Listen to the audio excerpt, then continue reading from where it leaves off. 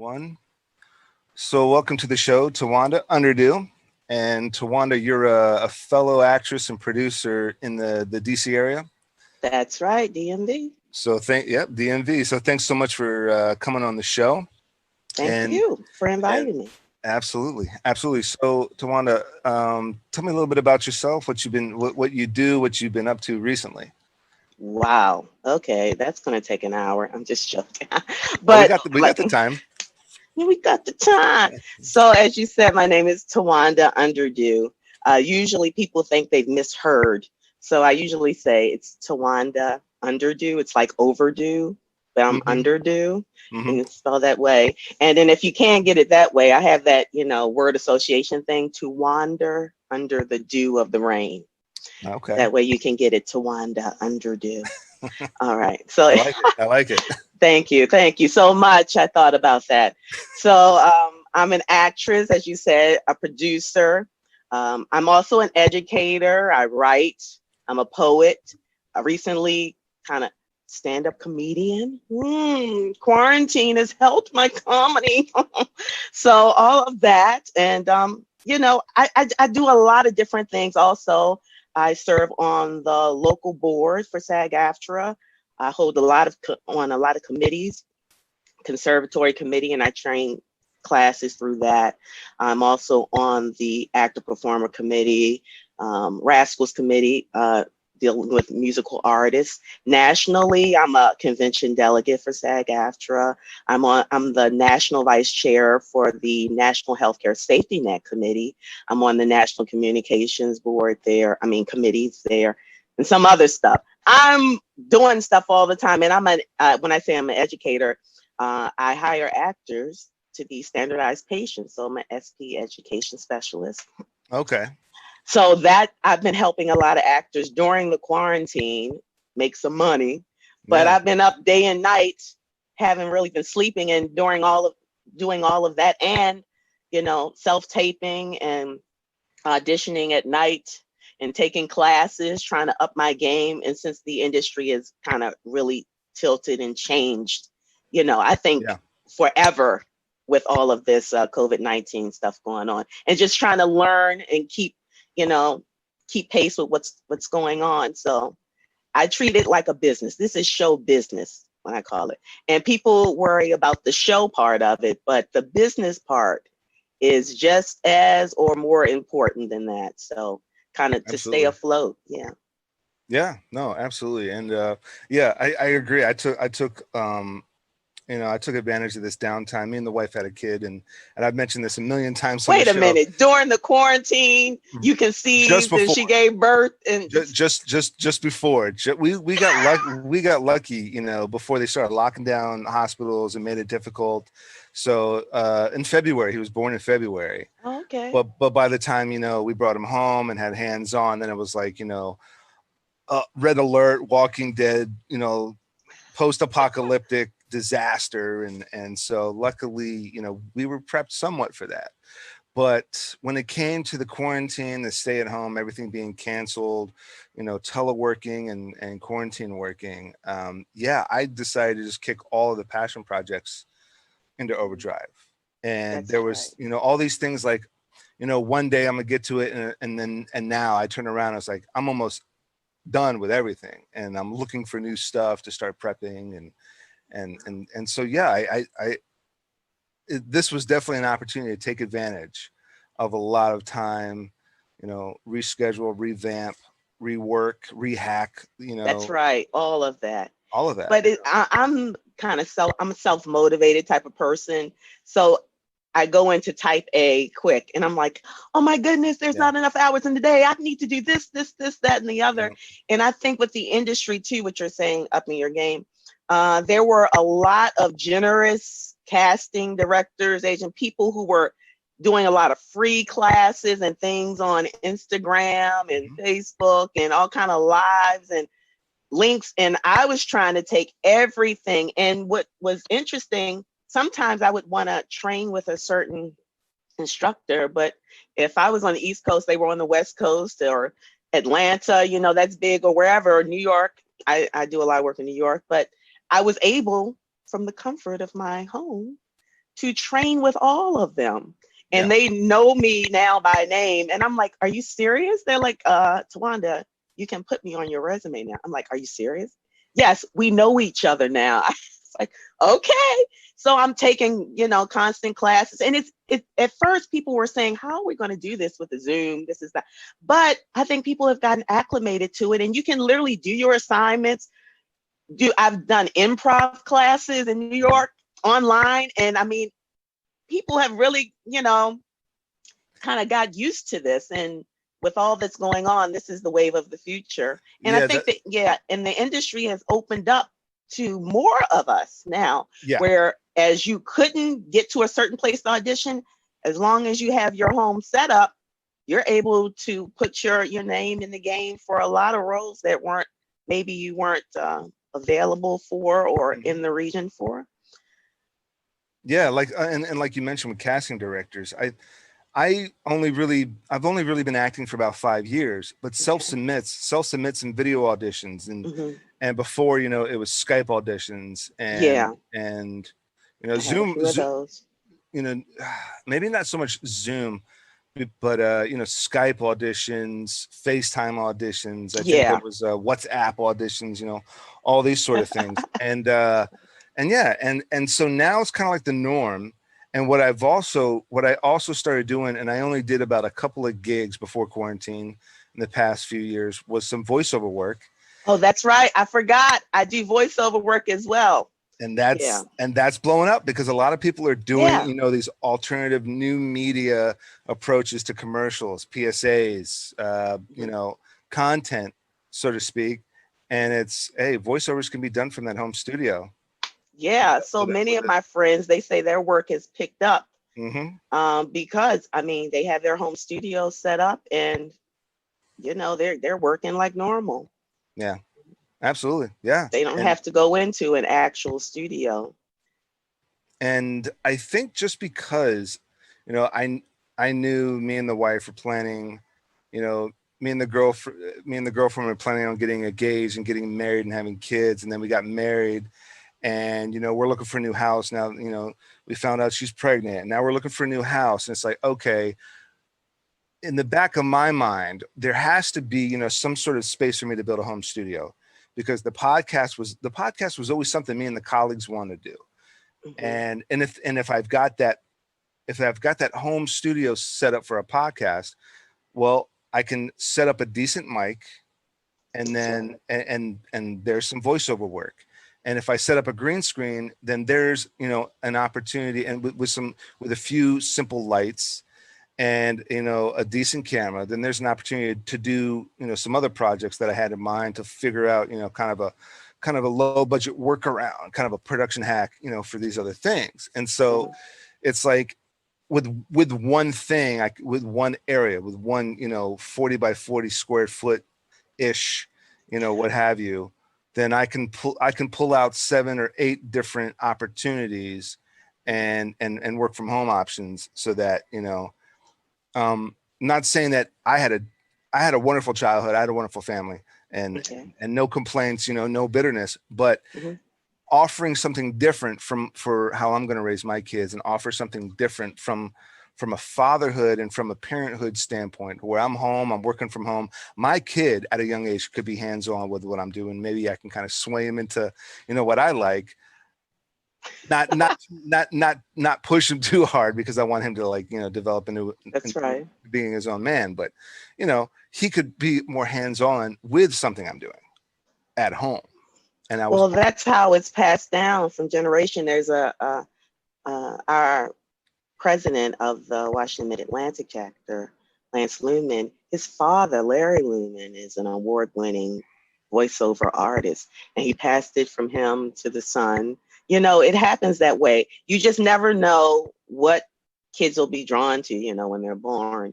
But to present that opportunity to them and get a hands-on lesson from someone who's doing it, you give them an upper hand, helping them to decide. I know when I was a kid, there was nobody, there's still nobody in my family in the entertainment industry. I had to learn it all myself. So I'm kind of this anomaly, like, okay, Tawanda does that thing there. And you know, and over the years, it's like, okay, what is she doing? But then when you go to the movies and you see me, or you see a TV show and you go, oh my God, you see a commercial and you're like, oh, it's like, oh, this is a thing. Like, you know, so everybody thankfully is very supportive, but I can't say they understand it. Yeah. I remember one time I had a last minute self-tape and I needed someone to read with. I said, can someone go over my lines? They're like, okay, cool. My cousin came over. It was late at night. And he goes, okay, he read the script one time. He's like, all right, good. I'll see you later. I'm like, wow. All right. Yeah, I'm good. Yeah, you read it once and you left. Yeah. It's like they don't get it. But the thing is, you have to have all of those things in place. Another thing that I've been doing during the quarantine, I became a reader on We Audition. I don't know if you've heard of that, We Audition. So if you don't have a reader, you can go online and anybody from around the world can read with you. Some of them are free, some of them are paid, but I've been doing that. And it's a way to kind of keep your juices going because you're reading scripts with people and they're putting themselves on tape and vice versa. You do that as well. So I've had, I think her name, Katrina from New Zealand. She's been reading a lot with me at 2 in the morning. Mm-hmm. So that works. You know, just having your technology up to date. That's one thing about it. Talking about voiceover, which you were talking about, you need to have, especially Macs are kind of the big thing for them, the industry standard, even though you can use Windows as well. But you can't use a laptop with the current sound. Is it Sound Source? Sound? What is the software they record on? Sound Source? SoundCloud. SoundCloud. Is it SoundCloud? Okay. SoundCloud? I mean, I think SoundCloud is. I think that's SoundCloud's a platform. That's a platform. I was just going to say. What is the name? I know this. Okay, but you can't use it with a Mac that's over 8 years old or something like that. Mm-hmm. So because the updated software just doesn't play on it, you know. You ever have an app and it says, oh, it doesn't play anymore because you have this new OS, you know. So you have to make sure, knowing about what you were talking about, lighting, 3-point lighting, knowing about the ring lights and the soft box lights and all of this, and backgrounds and what's appropriate and what's not. And even things that people don't tell you about, the colors. I mean, like for commercials, they like more vibrant, like blues or greens or things like that. If you're doing a dramatic scene, you're not going to have a bright blue background. I don't care if it's not, you need to have something more grayish kind of tone. Talking about clothing, you have to have something that doesn't contrast. We had somebody who had a white background in a class, but they wore a white t-shirt. So it's like, okay, you just blended into the background here, you know. Mm-hmm. But sometimes people don't think about that, but you need to be educated to know things like that. Even having external sound, that makes the difference. When I say people are open to audition for things that other people are, even at higher levels, you need to make sure your technology is consistent, so that when they pull your tape up, they go, oh no, we don't want her because it's unprofessional. Your sound has to be right, whether you have an external lavalier mic or you have kind of boom mic or something. You need to look into that. Rode makes good one. I'm not making any money from them or anything like that, but all of those different things make a difference. Even with this that I'm kind of talking to you, learning that when you're doing an audition, so many people I think have been mistaught, especially in certain regions, about how to audition. I knew for a long time they were telling you, stand still, don't move, don't do anything. Mm-hmm. You do have to move. Your audition should look similar to the scene that you're doing. Yeah. So something that I thought was just a tidbit, I know I'm talking, getting off center when you're auditioning, just slightly. And I went, really? It brings intrigue and being able to turn your head, whatever. And then when they said that, I went, really? So only for commercials and hosting do you actually sit center and talk. And when I went to look at all these different TV shows and movies and things that I liked, nobody's ever center. Mm-hmm. So when you send in an audition and you're just standing there like this, they XR. I mean, you have to have some extraordinary acting going. They need to feel like they're in this scene that you're in, and that you're talking to someone, where your eye line is.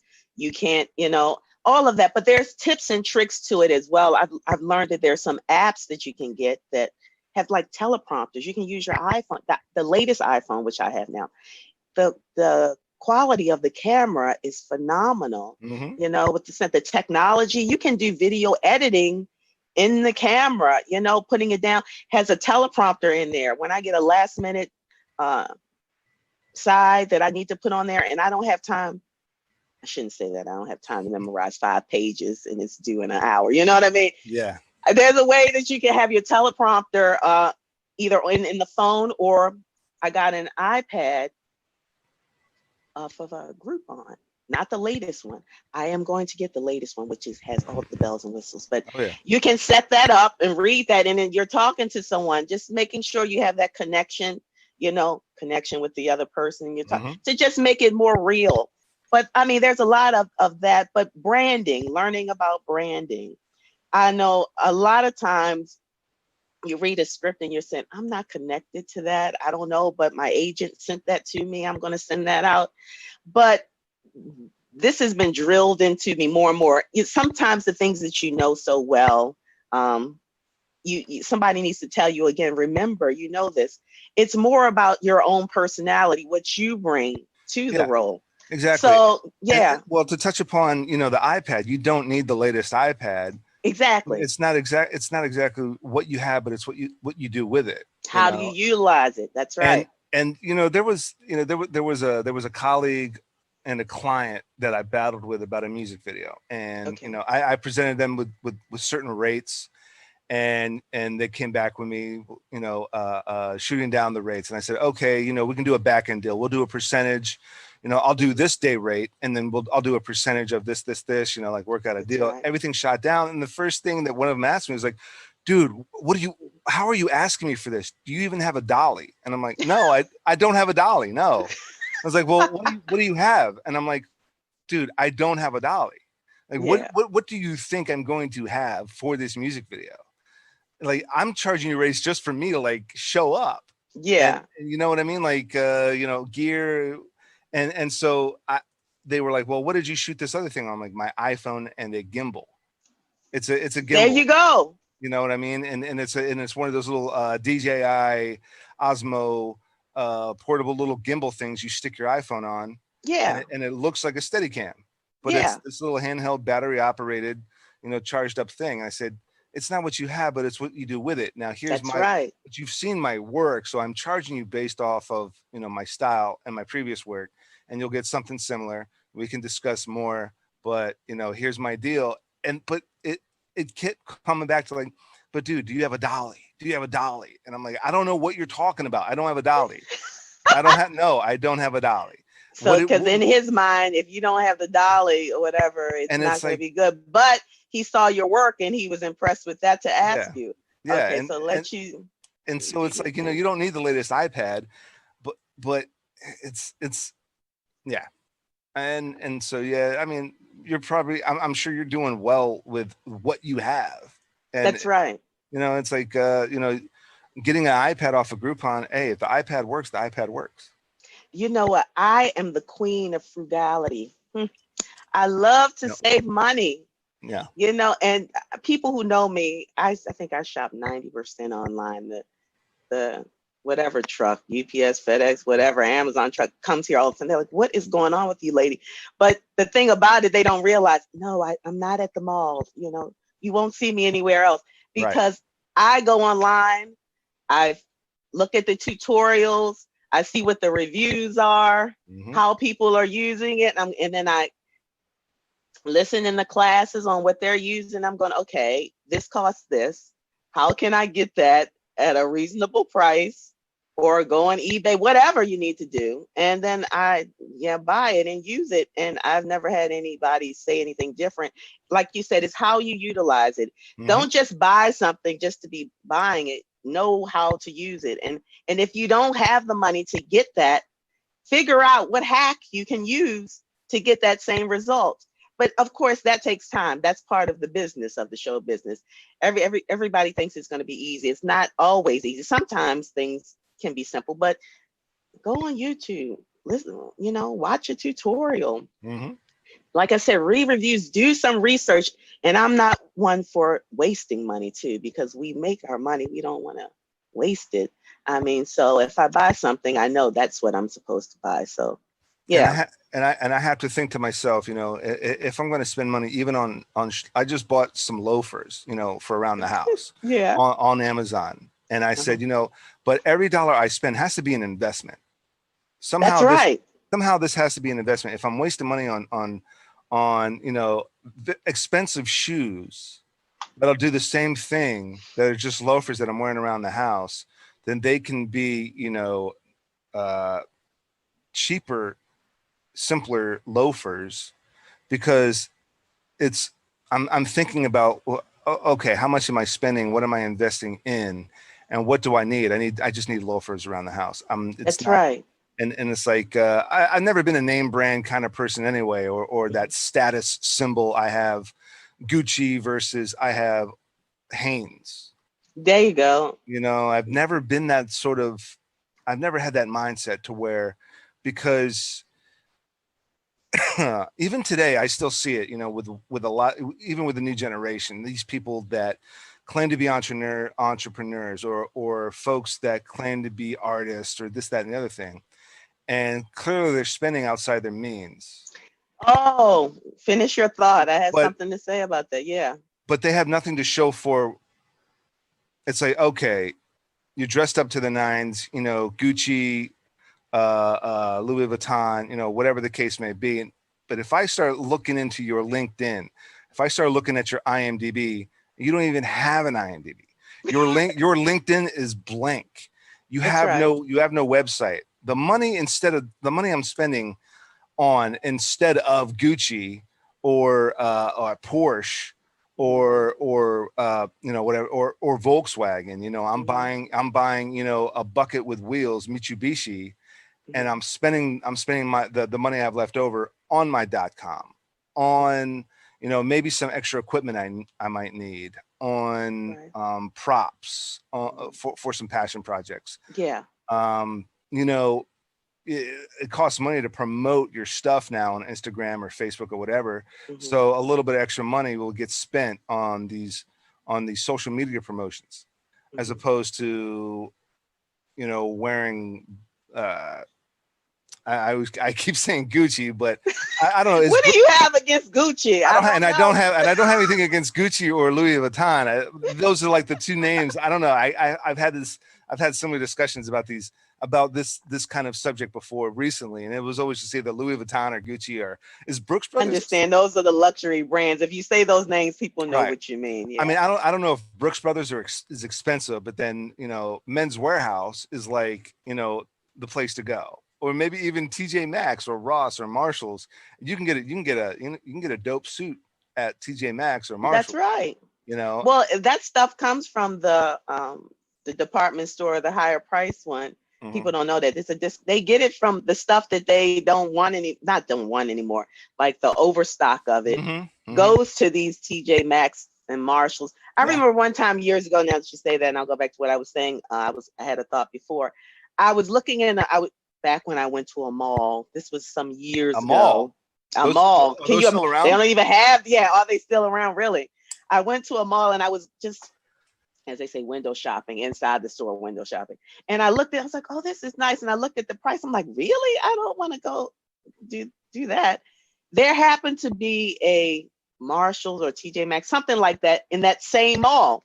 And there was, that this big department store was in. I went in there like, oh, I'm just going to go. That same item that was just in whatever was in there. It's like a third of the price. I'm like, I could have wasted all of that money. People are so, I don't know. I don't want to be vulgar, but they say they're label whores or something. I mean, no, it's good. I mean, they concern themselves so much. I mean, years ago, I think I was blessed enough. I love to read, and I'm a fiend for documentaries. I think you can learn more about how people have lived their lives than, this fiction that's going on. I mean, some that, fact is stranger than fiction. But the book, The Millionaire Next Door, I read that years ago, and it talks about how millionaires really live.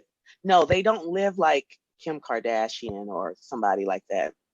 Even though at this point, Kim has used her body and she has millions enough to do whatever she wants, and now she's becoming a lawyer. Did you know that? And No. Kanye is going to be president. Yeah. Okay. Another. Okay. Keep hope alive. Yes. Yes. So everybody, as long as we have breath in our body, there is significance with all of our lives, and we can evolve as people. So no shade. But what you were talking about, people wasting their money, there was a gentleman that I knew. Like I said, I've been in this industry a while. Chris Rock did a movie here years ago. I think it was called Head of State. Head of State. Yep. Yeah. I've done some work on that. Anyway, the gentleman that I know, I'm not going to name any names. I know a lot of names. I keep thinking that I should write like several different books, but I know too many of people. I have to change every name, every situation, because I know too much kind of things. I know the behind the scenes stuff with casting and everything else. But this gentleman, he was. He or she, yeah. He or she. Yeah, just when I said I went, I'm about to reveal too much information. He or she was a stand-in for one of the main characters in that film. And stand-ins can make good money too. I've been a stand-in.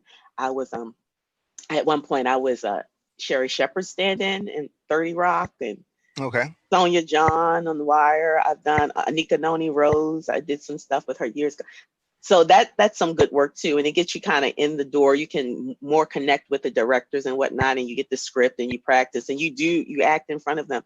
So that was that Anika Noni Rose. So I have to tell you about that. She couldn't, she's the first like Black Disney princess now. She did that, what was it called? The Frog and the Princess, a Frog and the Princess or something like, I think that's the animated series. Yeah. Yeah. So she was on the set. This is years ago. Hack. We did a show in Philly called Hack, and I was her stand-in. She was behind a curtain singing. She said, "You all, I can sing, and I'm taking classes." And she said, "But I don't like to sing in front of people." And we were all listening to her. It was like, "Oh, you have a nice voice." Then years later, she's in Dreamgirls.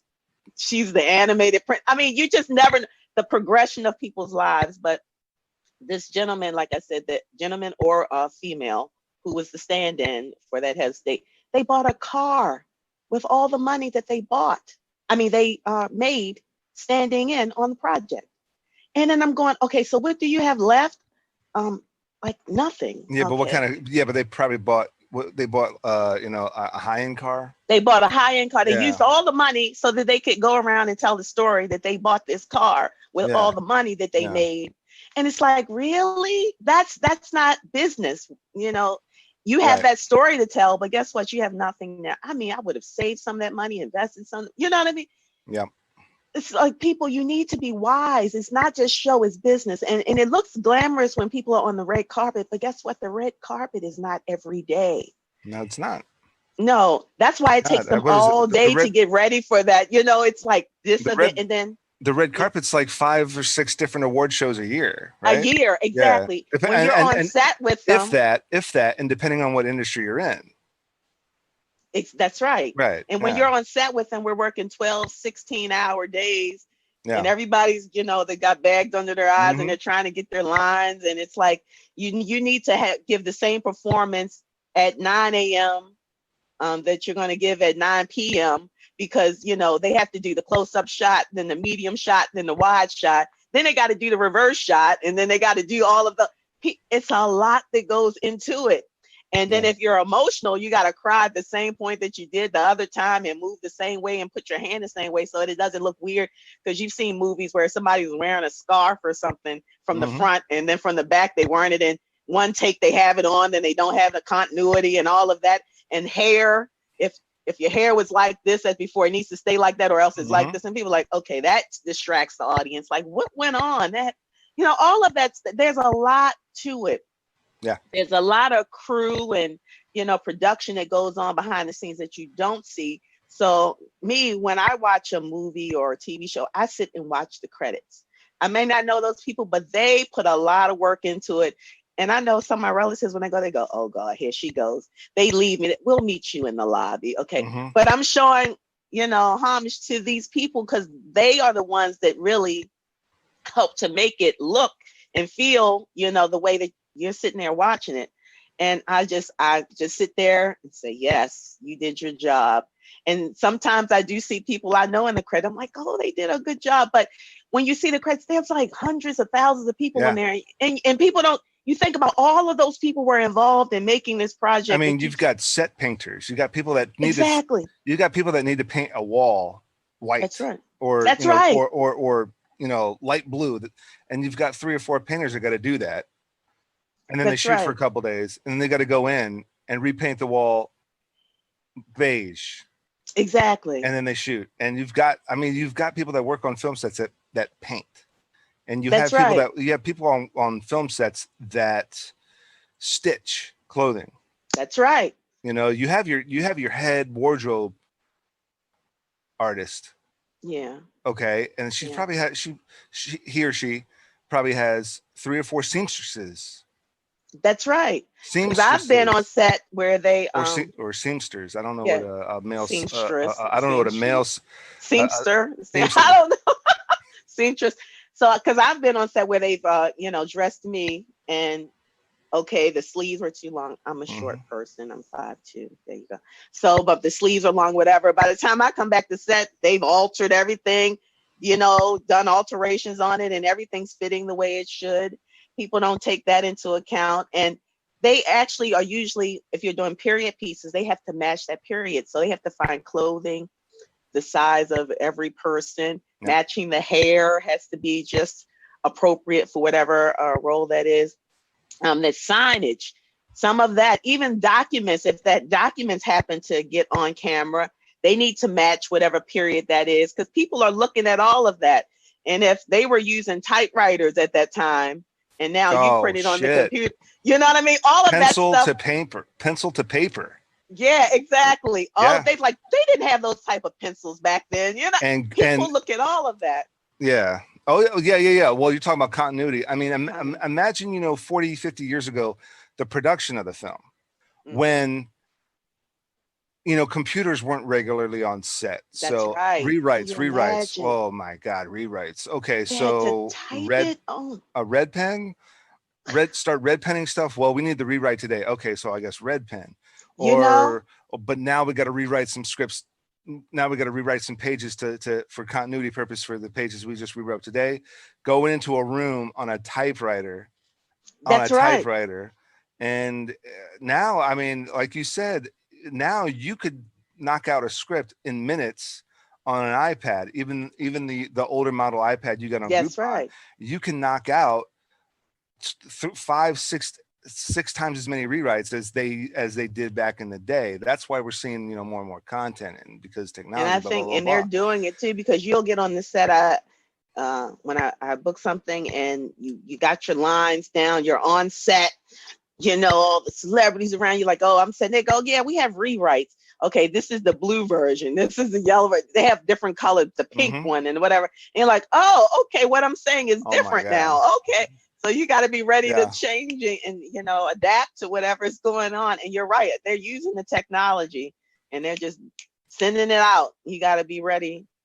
You get that script color chart. Oh my Lord. What is this, man? It's like, all right, I can't even get into that. But yeah, there's like the script color, and like each color is like the stage. Yeah, we don't have to like get into that. Yeah, I told you there's so much. It's just too much. Yeah. But and to touch upon, going back to the audition. Yeah. Because you were talking about auditioning, and my trick. So my general acting philosophy is very simple, because I was always first and foremost crew. Directing, producing, writing, shooting, editing, that sort of deal. And then I enlisted in the military, and National Guard. So it was like part time, you know, just 1 week in a month. And I had one deployment, and a lot of people said, you know, a lot of people encouraged me to start acting and just use that as the acting school. Yes. And so basically, you know, I was, you know, like you said, going on YouTube and listening to other big time actors. And I think it was either Jeremy Irons or Peter O'Toole Okay. or John Hurt. It was one of those three. I think it was Peter. Okay. But Either one of them could give you some lessons there. yeah, but I think it was Peter O'Toole. If I'm not mistaken, Okay. it was Peter O'Toole. He goes, 3 tips: know your lines, Yeah. be comfortable in front of the camera, and connect to the character.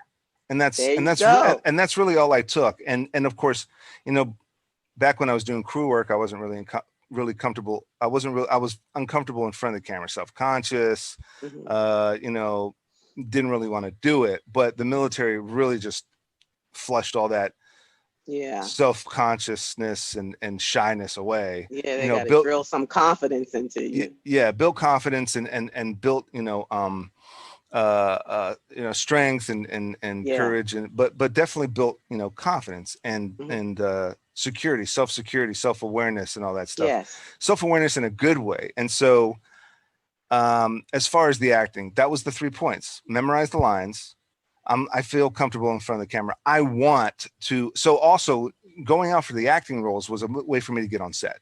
Yeah, there you go. It was just, and I thought, like, here's a way for me to fill the schedule. You know, I got one big AD gig here. I got one big, you know, producer gig here. I got, and I got a couple of editing gigs here. I got a couple of live streaming gigs here, but I got to fill the schedule up. So apply, you know, self-submitting to detective this, officer that, sergeant this, officer that, detective this. And they wanted me, and I was booking them. Yeah. So I could connect to those characters. And then it That's was like, right. and then it was like, you know, a couple of roles. Okay, you're a racist, Islamophobic bouncer.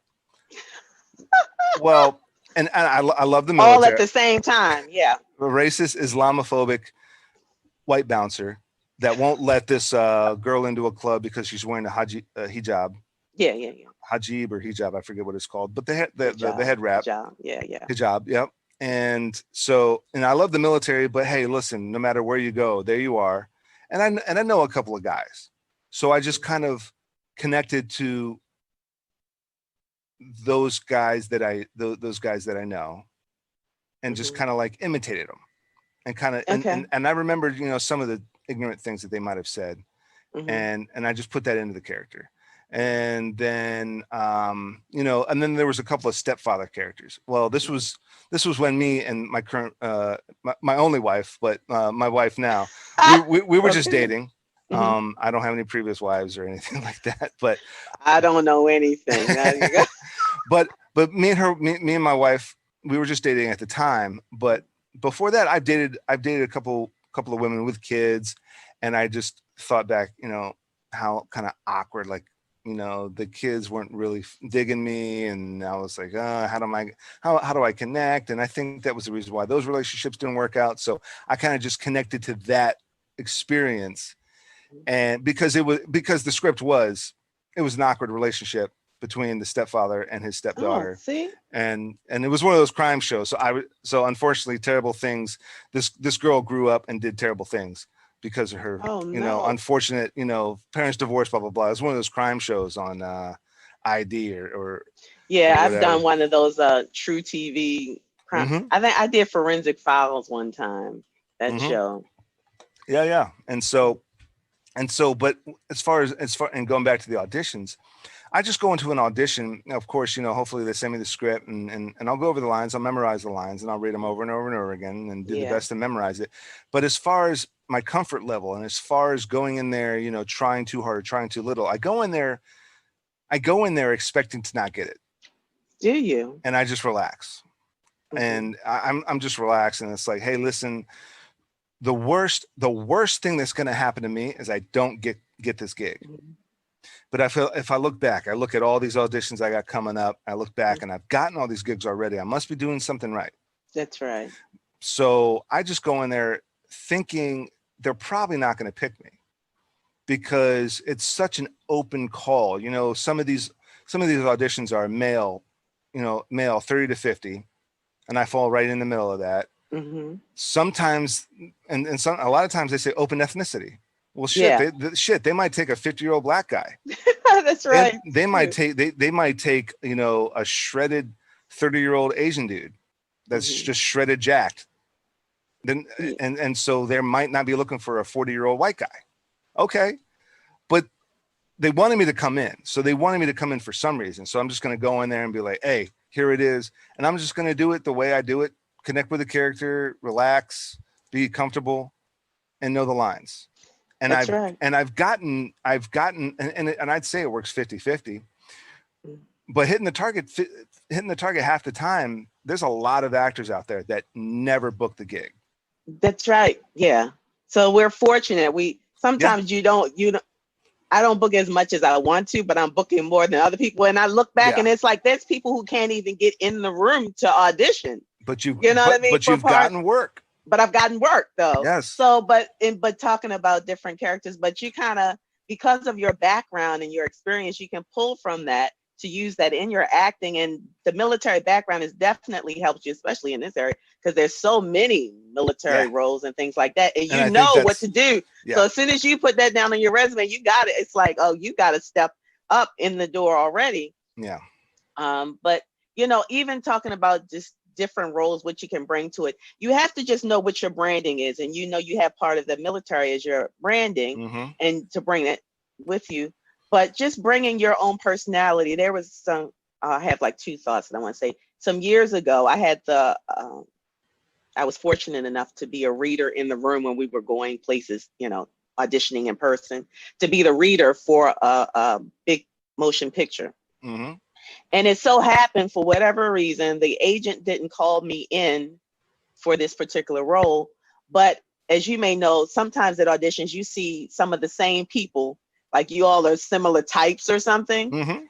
And all of the people who were my type that I knew came into audition. And I was the reader. So I got to see what all of them did in the room. I mean, it was so eye-opening to me. And I think that changed some of my acting forever, because what I realized, even though we were the same quote unquote type, we were not the same at all. The way we spoke, our cadence was different. Our personalities were different. What our essence, what we brought to the role was different. So you're not competing against someone else. You're not. Just be the best you can be. Sometimes it just boils down to a height difference, or whoever they have you paired with, how you all match up together. Sometimes I heard people say somebody didn't like a person, they didn't get hired because they look like their ex-wife or something. I mean, you just never know. It has nothing to do with your acting. I mean, you just don't know. And then maybe I want to say a week or two before the COVID-19 quarantine thing started, I mean, I had maybe 5 auditions in one day in New York. I'm talking about for network shows. And I was like, boom, boom, boom. And I'm like, all this. I'm like, what? This momentum. But my point was, I had auditioned self-tape for this network show. And we sign all kind of non-disclosure things, So I had auditioned for this show as a patient, right?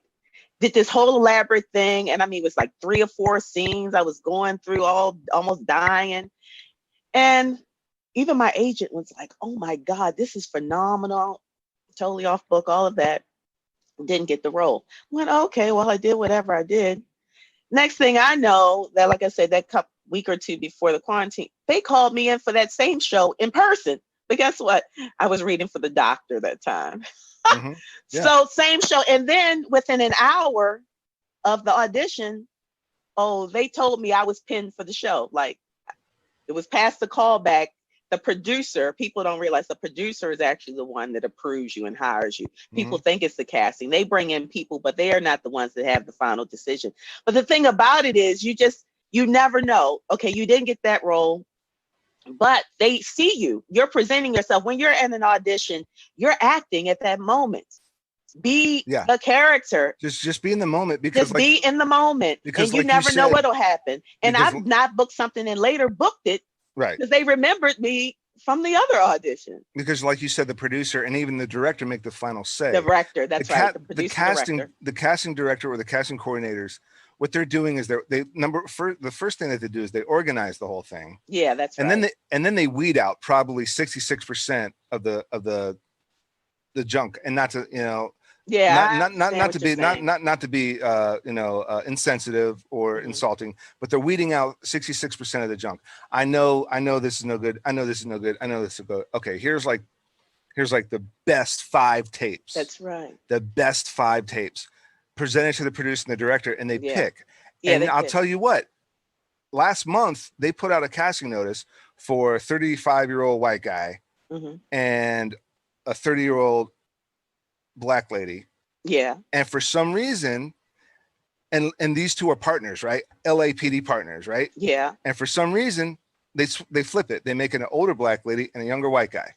What? See, you just don't know. The writer said, the writer and the producer were like, you know what, we're going to change this dynamic.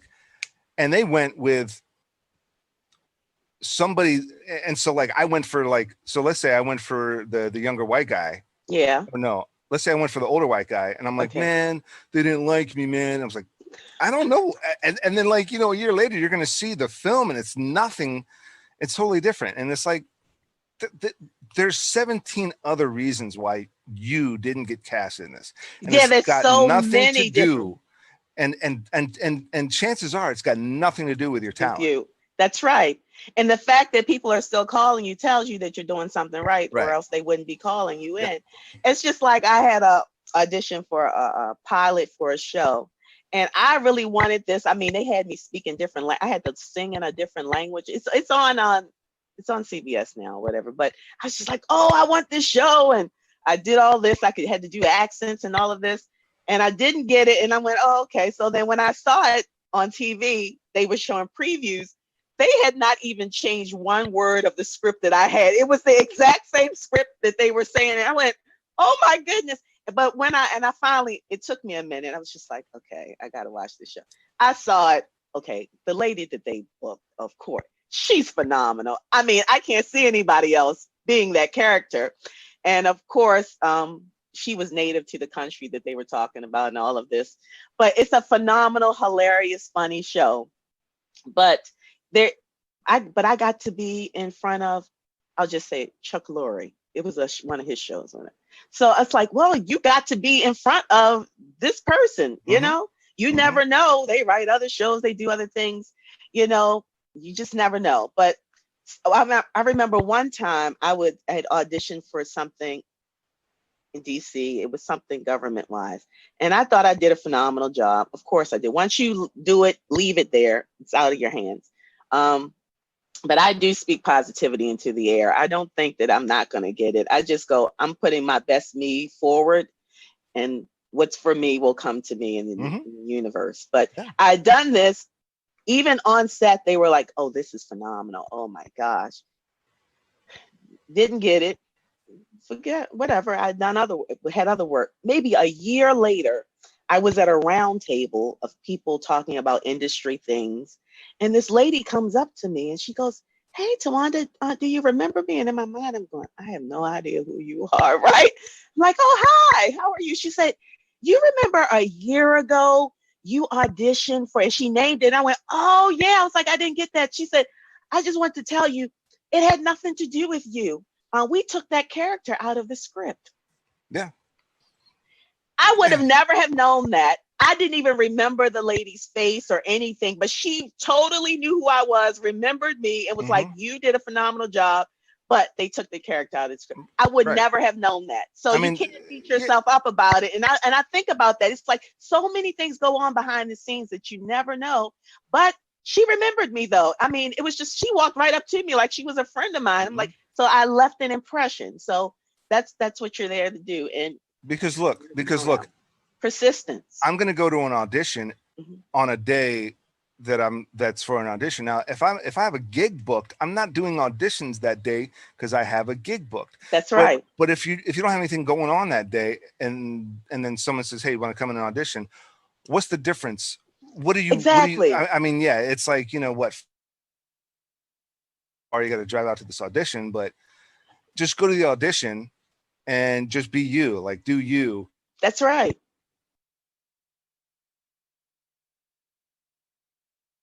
I think you're muted a little bit. I can't hear you, Glenn. You're muted a little.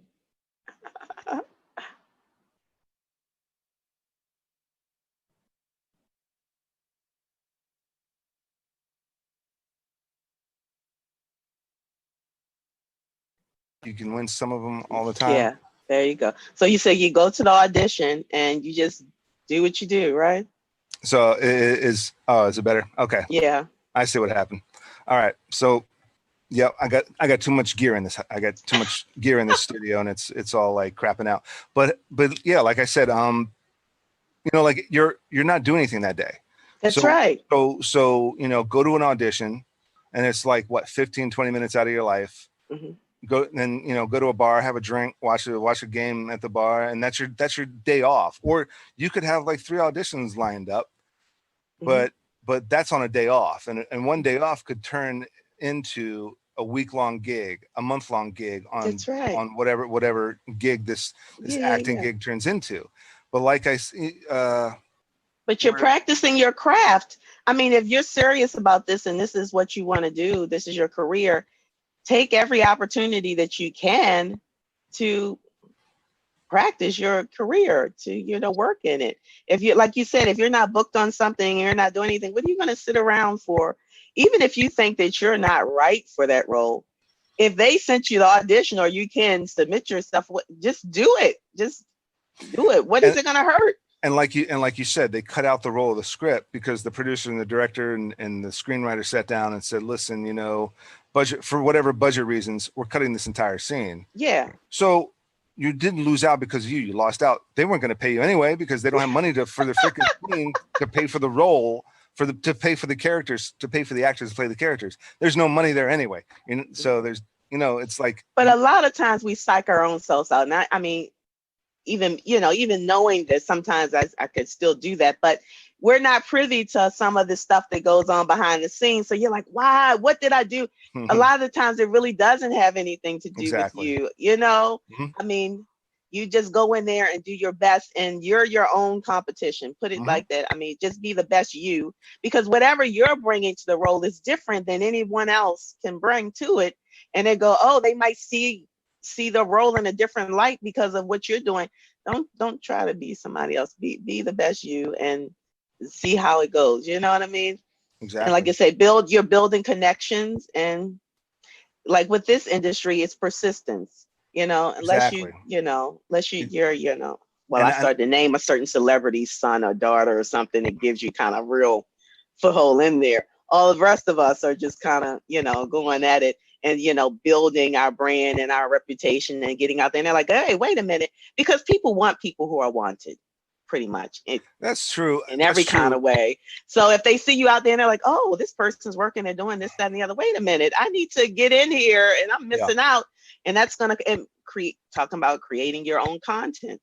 That's an Yeah. important thing, especially now we can do that.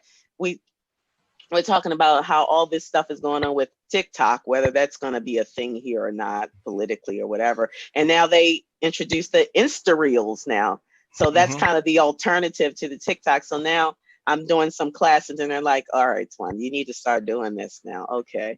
But whatever you can, people are doing movies. There are competitions that I've seen online where they want you to create your own content and send it in, and it can be created with your phone or whatever, Mm-hmm. and just creating your own projects. As a young lady, I heard that she decided she was going to do a different character on her page every day, do a different character, and they said she did it for like 80 days straight. I think that's a lot of different characters, but at the end of it, she was booking work like crazy, because even though because of the quarantine, she didn't have a particular project, some of them were canceled, she could do that from her home, create this. So whenever they asked her what she was doing now, she's like, yeah, well, every day I'm putting out a new character. She always had something that she was doing. Mm-hmm. And then they went, oh, you're being proactive. And she ended up, she has a lot of projects now in line to work, after all of this is over and starting now, because a lot of productions have started.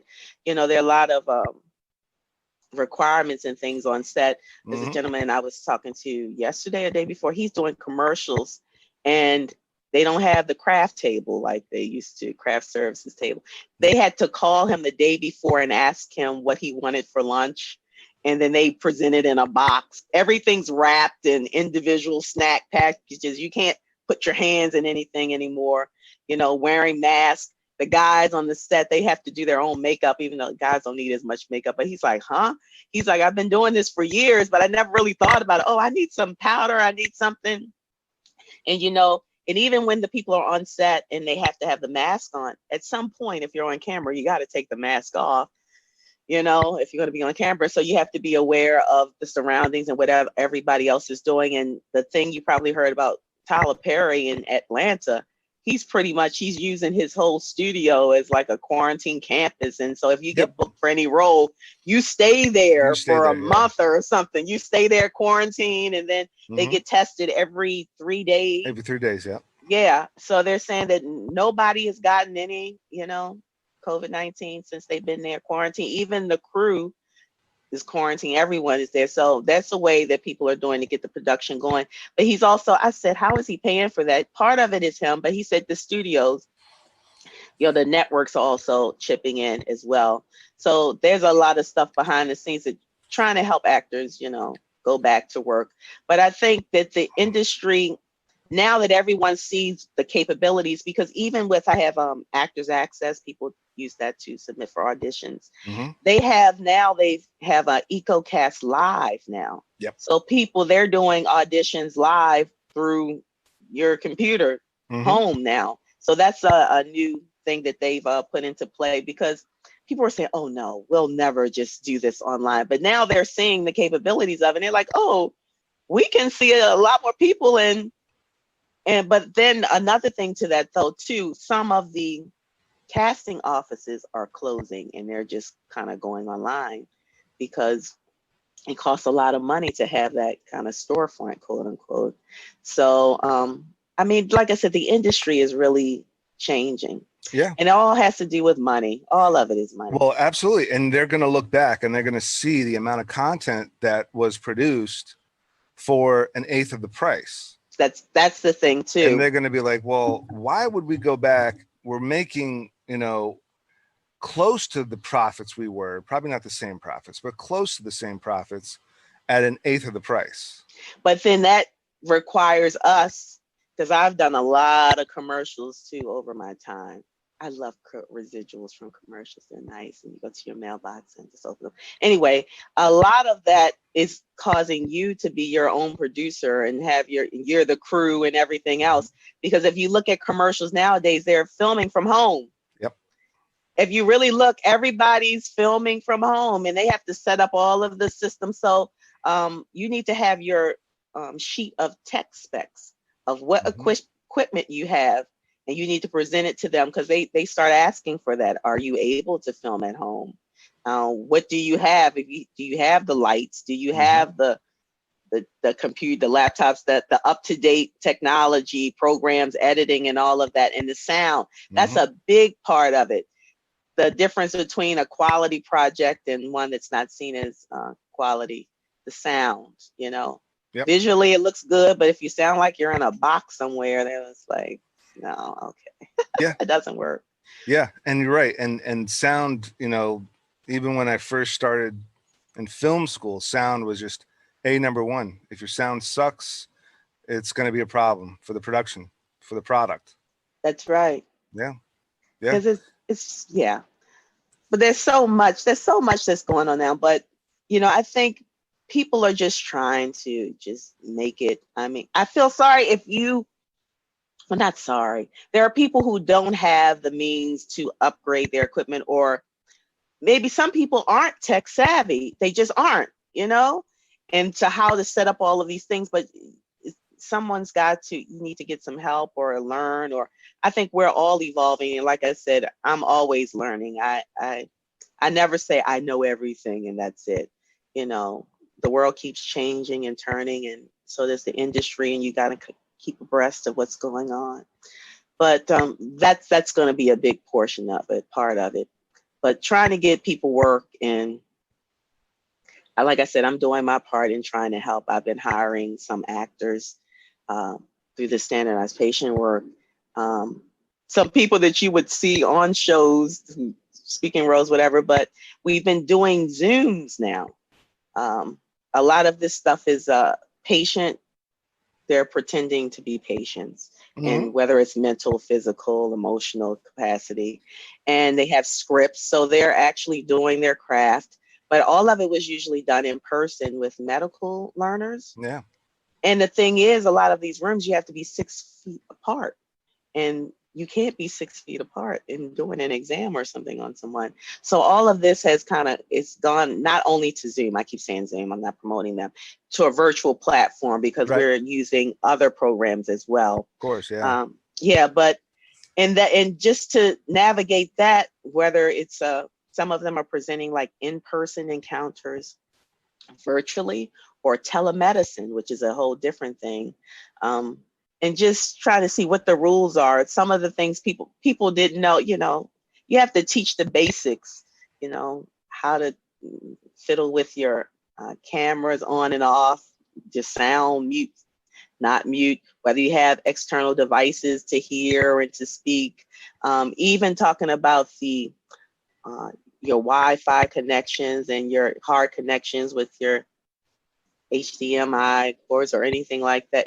All of that stuff, this is foreign to some people, and they're like, what are you talking about? And you have a better connection if you're corded versus not, and just the bandwidth speeds and everything. It's like speaking a foreign language to some people. They're like, what? We have to, but if you can roll with it, you'll have more opportunities. Yeah, absolutely. Yeah.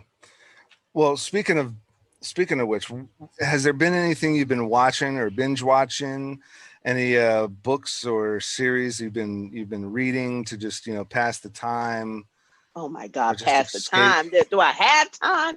But some friends of mine, like I said, living in different states or whatever, which is actually good, because some of the actors who weren't available for me in person, now some of them who are in New York who moved there are still working for me now, which is a benefit because of all this. But we've been sharing information like, you have to see this. Oh my goodness. Have you seen Money Heist? Oh my goodness. It's an Italian show, isn't it? It's Spanish, Italian, Spanish, yeah. I think Spanish. Oh my goodness. A friend of mine, she called me up and she's like, have you seen Money Heist? I'm like, what? What? I binge watched the whole thing. I think it's on season 4 now. That thing, it's about, and it's kind of like the little train, little story that could kind of a thing. Because I actually, like I told you, I love documentaries. So I watched the behind the scene documentary on it. It was on for 2 seasons back in Spain. And they said some of the viewership went down and they took it off the air. That Netflix found it, trying to put it in its international genre of, shows. And once they did that, it picked up so much, the viewers picked up by the thousands and the millions, whatever, that they went back to them and say, can you create another season? Can you write a new heist for you? And then now they're in season 4 and they say it's such a phenomenon. They never suspected that it would go this way. It's about them trying to, spoiler alert. Well, I don't know if it's spoiler alert, but yeah, they're trying to steal. I'll put a spoiler out there. It wouldn't spoil it at all, though. Okay. No, because I'm not going to tell you what happens to who. There's so many characters involved, which is one of those good shows you want to be on, where it's like an ensemble cast. Yeah. There are main characters, but it's like, oh, I could be that person and that person. They're trying to steal money from the Bank of Spain or whatever, steal all the money out of there.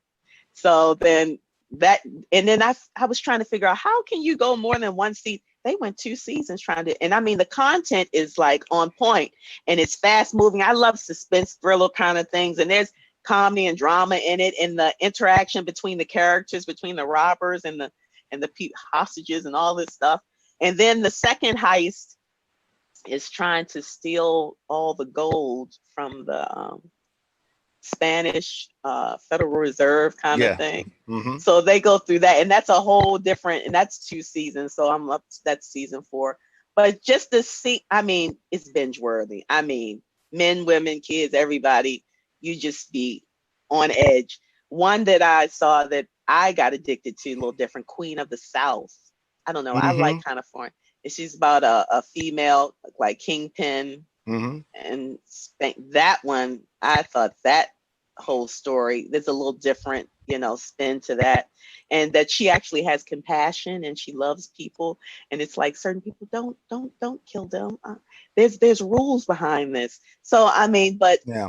that one, and then it not only starts in Mexico, I believe Mexico and Texas, and then it shows how it travels throughout the US in different portions, on how she wants to take over different territories and things like that. But everybody has a backstory, but that one is good as well. I don't even want to say the ones that everybody watches as soon as the quarantine is over. If I just say, what's her name, Carol Basket or whatever her name is, Tiger King, everybody watched Tiger that. King. And me and the wife still have not watched Tiger King. You have not watched Tiger We have King? not. We have not. I don't think she wants to, so I'm gonna have to like pull the trigger on that alone. But that is a character right there, that guy. So I mean, I think, haven't they already greenlit the biopic, like the conventional film, I wouldn't be narrative film surprised, biopic? because it's kind of like the little thing that could, I mean, there's so many things that went into suspecting that this person killed this one, and this one's trying to steal from that one. That person's trying to put a hit on this one. Then this, something tragic happens to this, and all of his real life. I mean, it's like, it's a movie in itself, even though it's real life. And then now people go to jail, they don't go to jail, and they're still talking about it now. And it's just unbelievable. It's one of those things that you go, I want to turn away, but then I can't, kind of a thing. You're like, I should not be watching it. Oh my, what's happening now? But I think if you've seen it once, I mean, you should see it once just to see what people are talking about. But it's, I mean, you're not going to watch that to learn some incredible acting or anything like that. It's just, it's just, it helps pass the time, right? And it's but it's funny. You're like, wow, if you want to, because entertainment, I think it really, the source of it, the word means like no thought. It's kind of like to get you out of yourself and into something to, get away from what you're currently doing in your life. Absolutely. Or whatever. So for that, that's a good no thought when you go, wow, you're going, my life is good. It's nowhere near as screwed up as all of this stuff that's going on here. Like, wow, I feel a little better about myself now because I'm not going through any of that. But you do have compassion because this is a real documentary story, and some really bad things happen, and you go, but then if you're an animal lover, you're like, oh my goodness, look at the tigers. But no, I agree. There's a number of things that I got to watch for escapism, and just escapism. to get outside of my head, get outside of the kind of like the more or less the doom and gloom of, I guess, what it is that we're going through. But and it's not that bad, but no, but I mean, in other documentaries too, Becoming, of course, based on Michelle Obama's book Becoming. It's about her life. That's an excellent one. I believe that's on Netflix as well.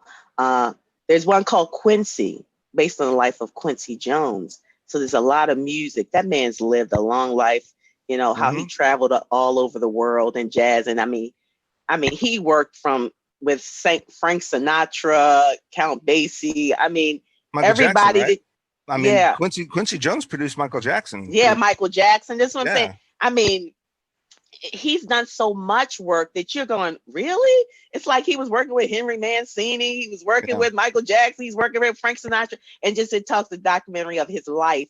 And then, of course, the music is in it. So it kind of makes you feel good, So that's something that's very interesting. You're like, I didn't know all of this about this man. I mean, he's really legendary. And I think they say the older you get, the less of a filter you have. And I think maybe a few years ago, he was putting out some interviews. I think his daughter, his daughter's Rashida Jones, who was on that show. What's that? Yeah. Parks and Rec. Parks and Rec, The Office. Yeah, Office. All of it. Came out with she just came out with a show. It's a fictional show about the guy who created Blackish, but Black AF. Right. Black AF. Yeah. Yeah. That's right. That's coming out now. But she had to stop him. I think some of the sisters were like, Dad, you can't say all this. She's telling some behind the scenes. I think about Marlon Brando and Michael and everybody else. They're like, quiet it down. But Yeah.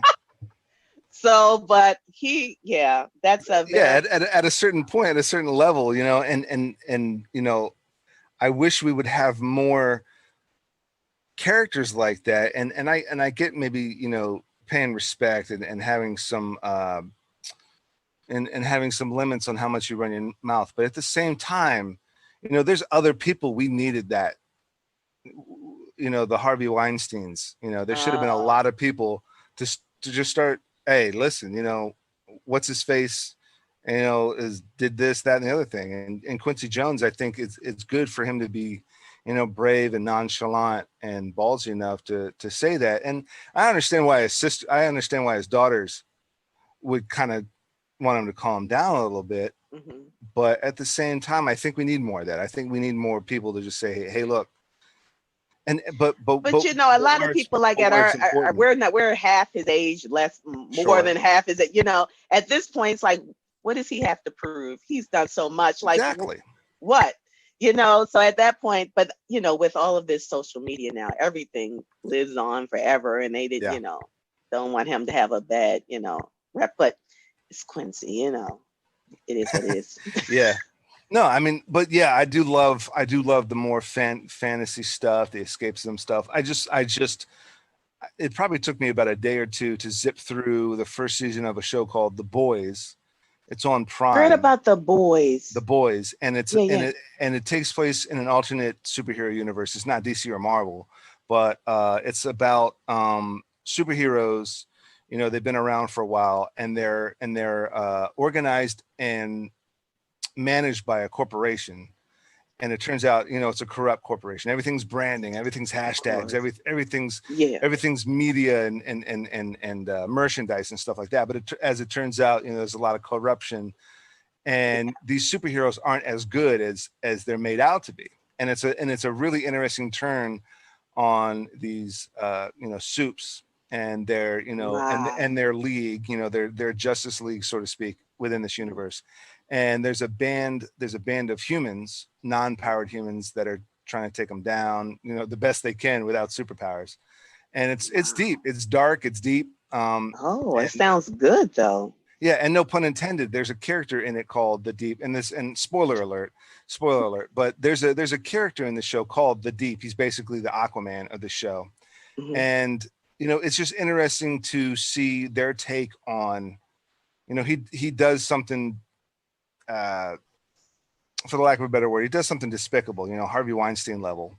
And Oh no, not Harvey level. and you know, he's called out, and he's called out for it Okay, good. publicly, and he's shunned. And it's just, you know, it's a very unique look at even someone's guilt.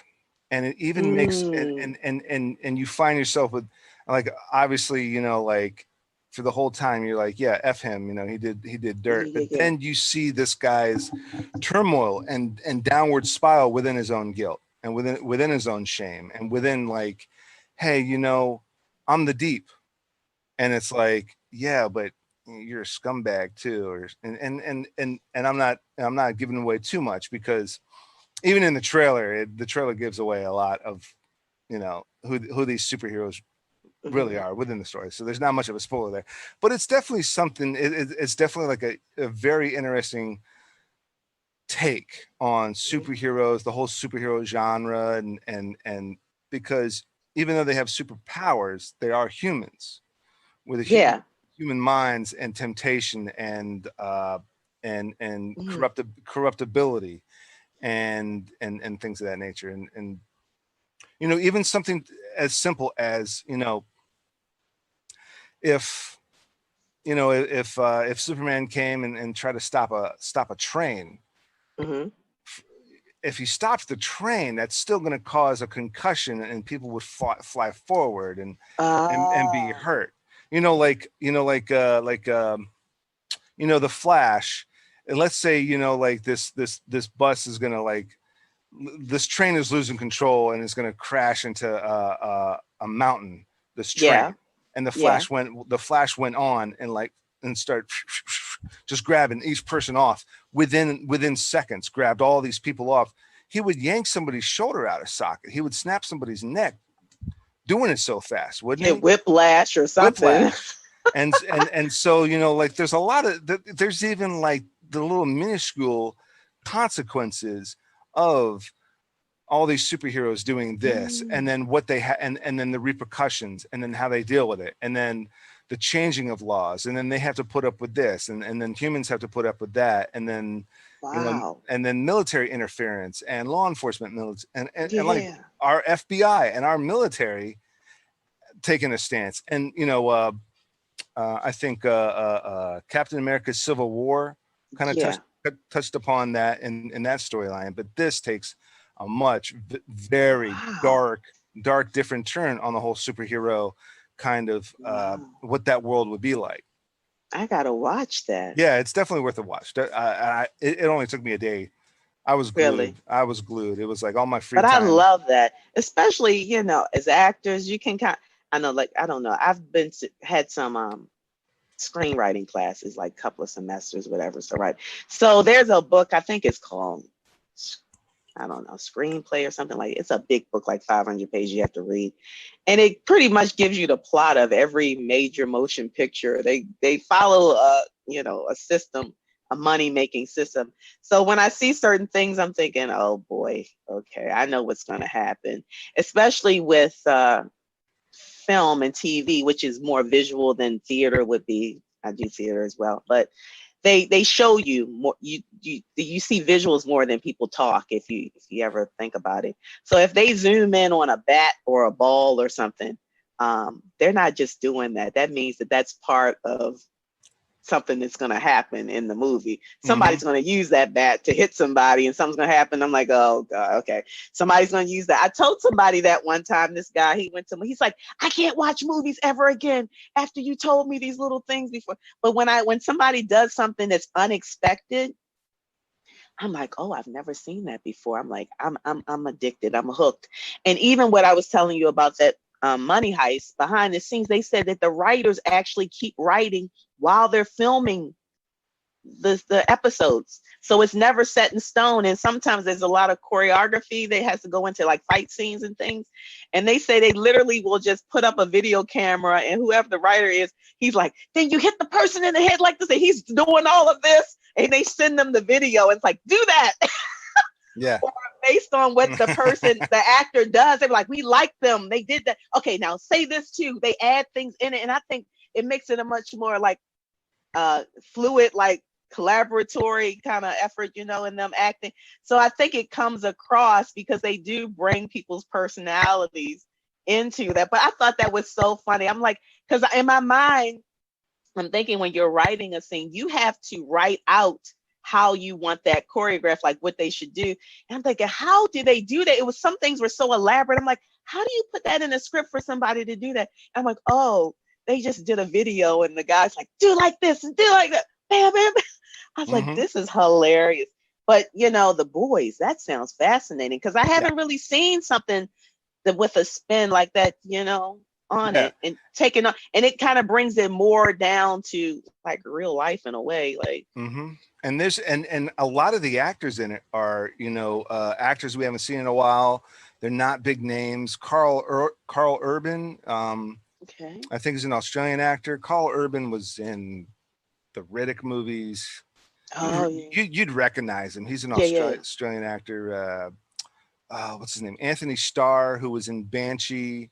Oh, He's another Australian actor. Elizabeth Shue is in it. yeah. And Okay. you know, she's had a couple of things here and there, but you know, she was in Back to the Future. Everybody knows Elizabeth Shue from Karate Yeah. Kid. I was gonna say I haven't seen her in a while. And You know, she does some. she is fantastic in this show. She like Wow. runs the corporation that is, Okay. you know, managing the superheroes. And Jack Quaid, Dennis Quaid, and Meg Ryan's son is in it. You know, Okay. like I don't think I've seen him. I don't think I knew he was acting, and he's Yeah. phenomenal in this. And who Wow. else? And a lot of the other soups are like, I don't recognize them from anything, and they're phenomenal. They found like actors from somewhere.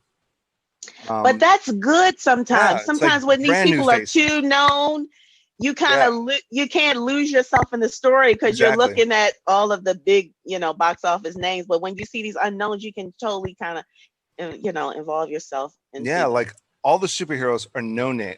Well, to me, I mean, they're amazing, and I know them now. But it's like I don't know these actors from anything else, and they're amazing, and they're chosen to be the superheroes, or they're chosen to be the main characters that are the humans trying to take down.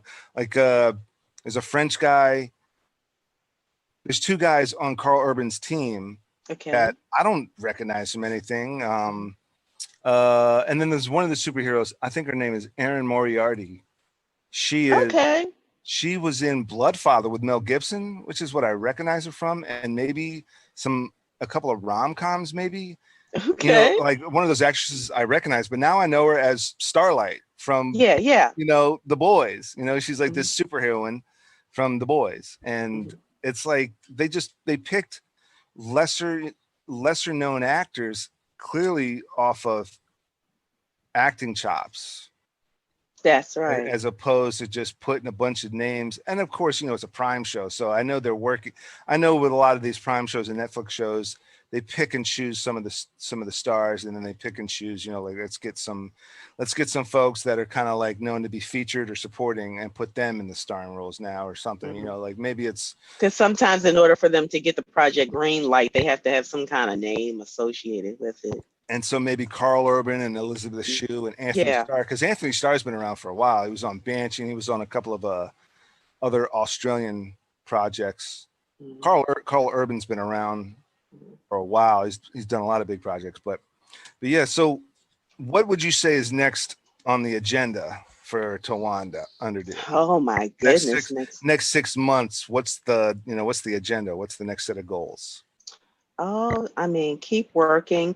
I have a web series that's coming out called Black Oaks, and it was almost finished filming the whole first season. Of course, we filmed the finale, but they have some little pickup scenes that they need to do, and that one is coming out soon. I play this character called Chrisette Middleton. She's the woman that you don't want to mess with. I think she has she's classy, talking about, she probably would be a label whore or whatever, you know, she's that type of person, but just say she knows how to use a weapon. I'll just say that. Okay. So that's going to be coming out soon, and that their website is blackoakswebseries.com. I've been doing some producing, talking about Amazon shows for the show Thespian. It started its second season, is out. It's been having good reviews, and I'm a producer on that show. I've been doing that. I have Choice Hotels commercial that's coming out, so national commercial, so people should look for that. And in commercials, I'm the fun, perky, you know, dancing one, as I would say. And then when I do legit, I'm the serious, I'm the judge and the jury kind of person, which is interesting. I also got cast through Instagram in a play. And we've been doing rehearsals online, and then we found out last week that like a true legit like theater has picked it up for their next season. Based on, you know, so now, isn't that weird? So we don't know how this is going to go as far as, is the quarantine ever going to be over or what? But it's going to be over at some point. It's going to be over, and we'll be on stage doing that. So that's a really kind of juicy role. I get to show various emotions. It's about kind of a family in the Midwest and the ups and downs of, you know, life and things that happen, you know. So that one is good. I just did some industrial work, like end of life cases, like training people on cancer and how to deal with that patient thing. So, and that's for professionals. That's going to be airing like around the world, like teaching, training physicians. So that was interesting because I have this thing, I can cry on demand. It comes in useful. yeah, it's very helpful. So when I put that on my resume, they're like, oh, you can actually do that. And it's not just about crying, you know what I mean, but appropriately, you know, with the role. So dealing with those end stages of cancer. Um, I have, wait a minute, I have so much going on. Actually, right now, I submitted an abstract, you know, like a research paper for this conference. It's called ASPE. That's the Association of Standardized Patient Educators. The conference is actually going on now. I'm a presenter. They accepted my abstract. Over 200 people submitted and they accepted mine. Look So out. I wrote it. Yes, I have some intellect. So I had to do a whole different like a PowerPoint now because it was going to be in person. I was supposed to be in Portland at this time, even though what all is going on in Portland too with the world.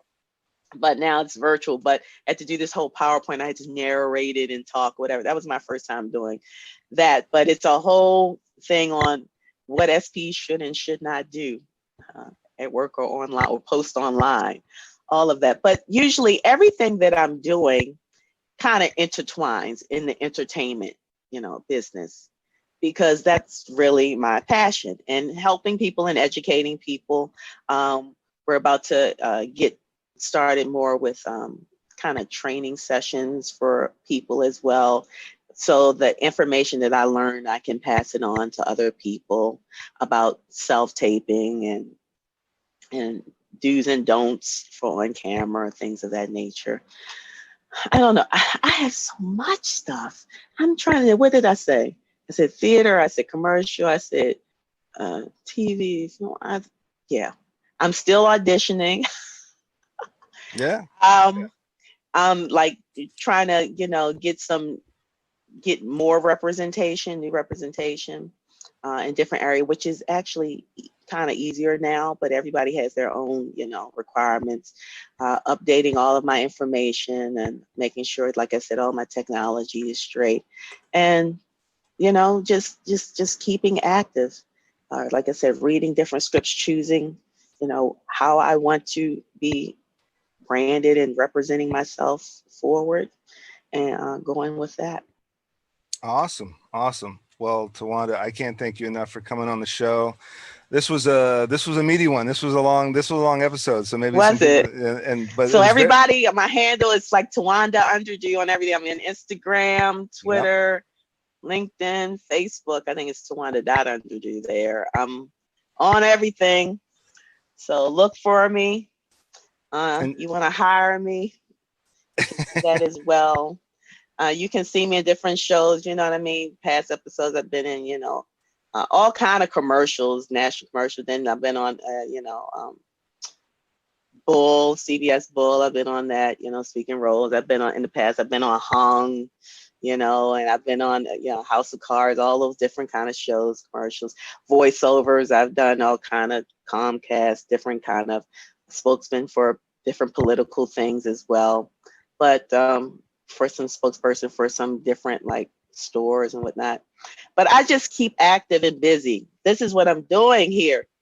Just keep creating content, keep myself out there, keep your face and your name out there.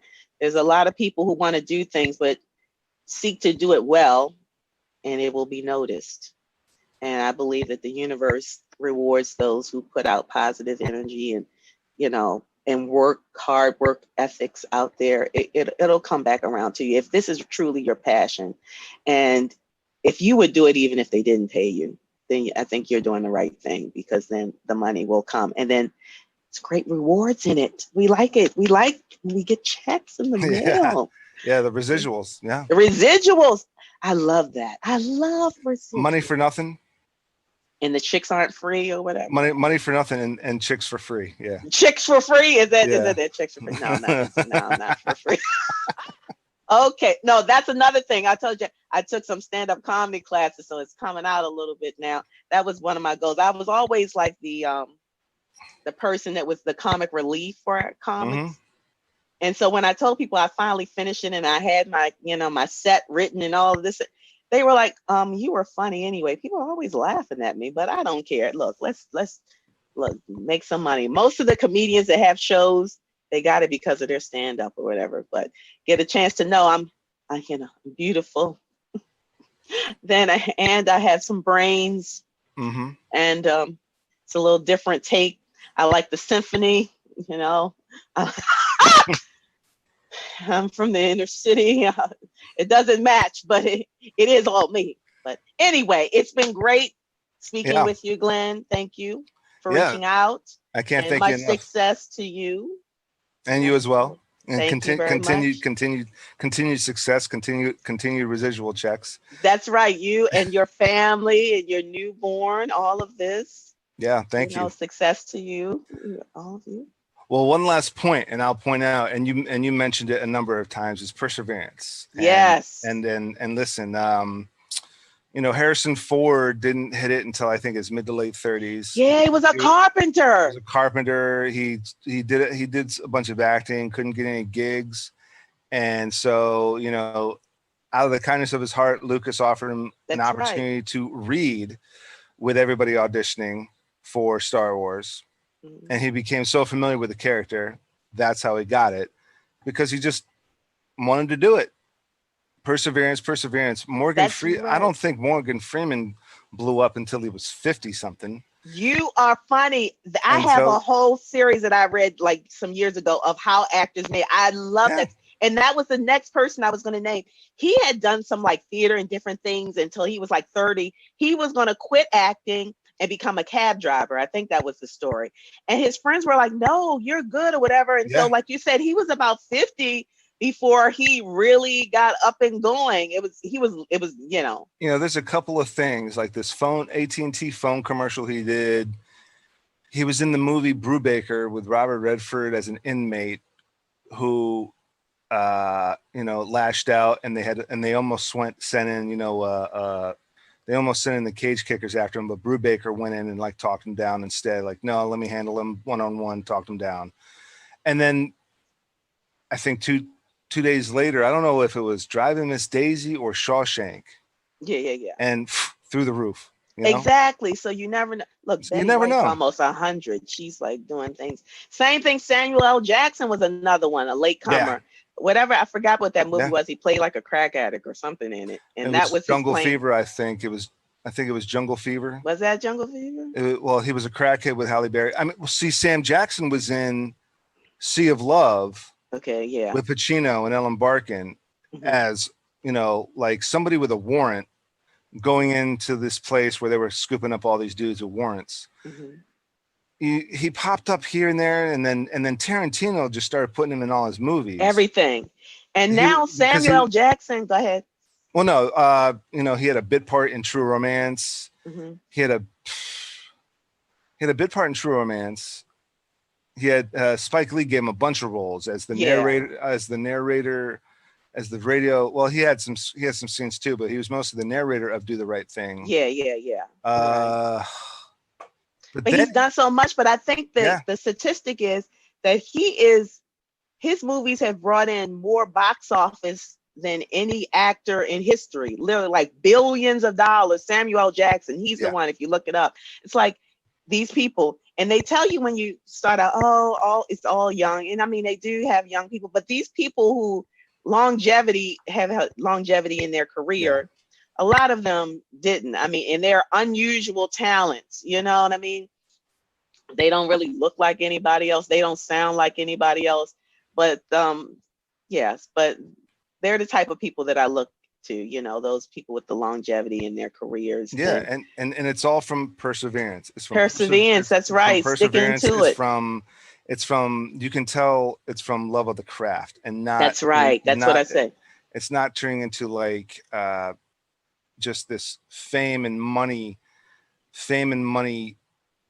losing sight, because you can tell from a lot of people's filmographies that, or lack thereof, pieces of work, where they disappear. And a lot of people disappear for whatever reason, but still it's perseverance, and and longevity is one thing. That's like, but just perseverance and sticking with it and just loving the craft. That's the point of it. I love the craft. I forgot to mention that play that I was talking about. It's called Light. The director's Jaron Davis. Make sure I say that. All right. But you're right. Perseverance. I mean, who would have thought? I'm not what the kind of common person that they would say, oh, that's the person that's going to make it. But you look around, it's like, okay, she's working.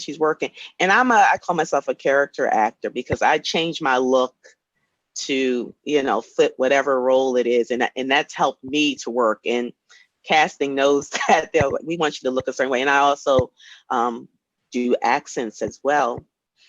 So that has helped me. Like I said, I've done theater and everything else. I'll just to give you a hint of some of the way I can change my voice. This is one of my African accents. You have betrayed us with that your sweetness, such as we hoped that way that you are the other side. But you said no, we must eat the words left over us. So yeah, I can change my voice.